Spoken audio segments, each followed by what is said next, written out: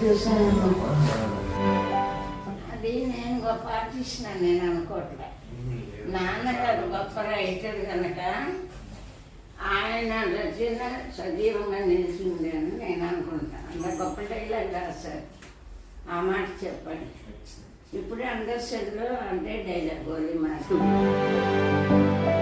నాన్నగారు అంత పేరు తెచ్చుకోవాలి బాగుండాలి కానీ